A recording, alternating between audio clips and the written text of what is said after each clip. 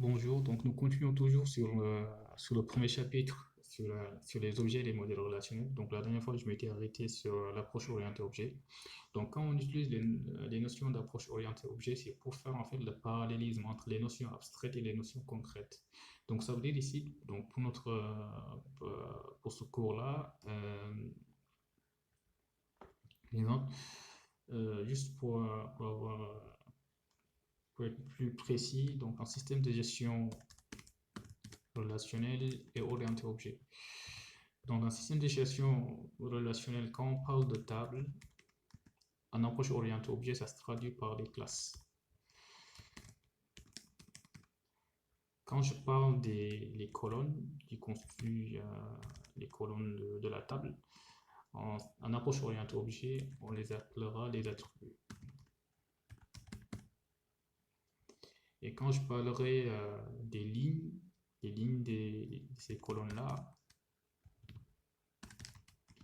en approche orientée objet, on parlera plus d'instances. Donc c'est ça en fait pour faire le parallélisme entre système de gestion relationnelle et l'approche objet. C'est juste une manière en fait de voir de manière beaucoup plus concrète en fait, euh, beaucoup plus concrète les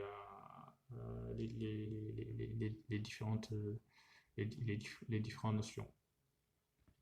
Donc toujours et pour faire la comparaison entre l'UML, Unified Modeling Language, et les MPD, le modèle physique de données, là, on peut utiliser toujours le même tableau en faisant les mêmes comparaisons. Donc, en MPD, modèle physique de données et UML.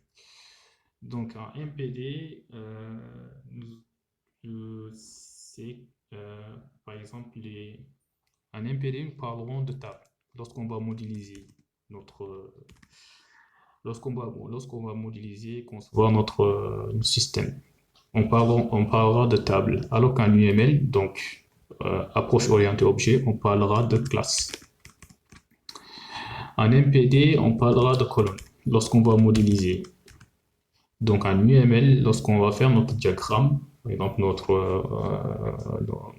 différentes, nos différentes classes, on parlera d'attributs. En MPD, quand on parlera de lignes, en UML, on parlera d'instances. Donc, c'est ça, en fait, les différentes notions qu'il faut comprendre. Donc, pour faire le parallélisme avec les notions abstraites et les notions concrètes. Les notions après, quand on parle de classe, la classe est la notion abstraite de la table qui est une notion concrète. Attribut abstrait, colonne concret, instance abstrait, ligne concret. Donc c'est ça qu'il faut comprendre en fait pour ces deux notions-là.